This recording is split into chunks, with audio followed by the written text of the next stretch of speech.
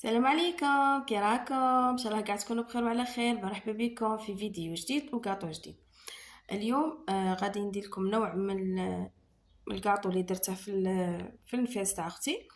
المهم هذا هو الكاطو تاعنا تاع نهار اليوم، يعني يجي ساهل وبنين وبريستيج.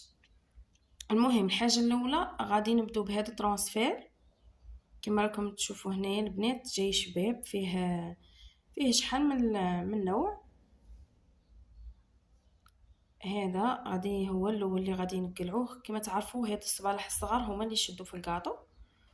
المهم هنايا غادي انا نبدا نعمر فيه بالشيكولا البيضاء. ذوبت الشيكولا البيضاء ونبدا نعمر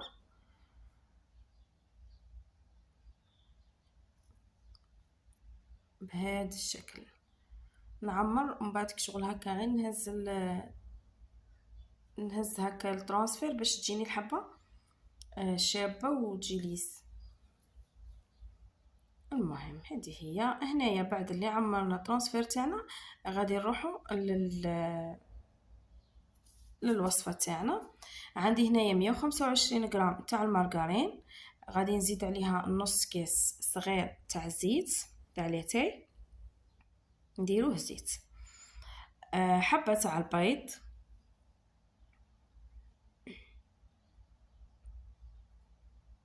وغادي نزيدو هنايا 2 مغارف كبار تاع السكر ناعم.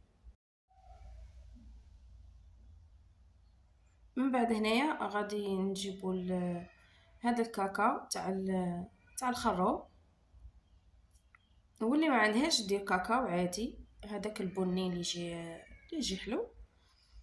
غادي نديرو منه مغرف كبيره، ولكن هذا يعني بدنا شابه. غادي نديرو مغرف تاع ماشي مغرف، نص مغرف كبيره تاع المايزينا هكا باش ما يقعدش يتفتت لي الكاطو. وغادي نخلطو كاع المكونات مع بعضهم حتى نتحصلوا على يعني كريمه هكا سائله تكون كما راكم تشوفوا. هذا هو القوام. من بعد نبدا نضيف الفرينه واللم.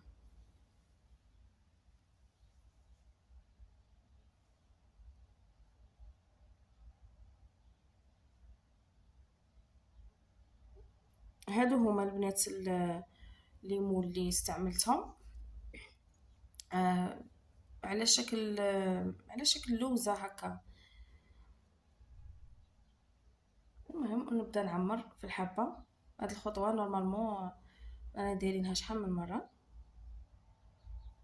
المهم نعمر الحبه كما راكم تشوفوا وندير الكاطو تاعنا يطيب. هنايا بعد اللي طاب لنا الكاطو تاعنا، هنا البنات الكاطو تاع الكاكاو ما تخلوش يطيب بزاف، بالخفي يطيب. المهم هنايا انا عندي هاد الشاميه تجي واجده، تجي ليكيد كما راكم تشوفوا، وواحد البنه فيها ما شاء الله. غادي نعمر بهاد الشاميه. وهنايا هاد الشيكولا كما راكم تشوفوا. دوك نوريكم المول اللي خدمت به. هذا هو المول اللي خدمت به البنات.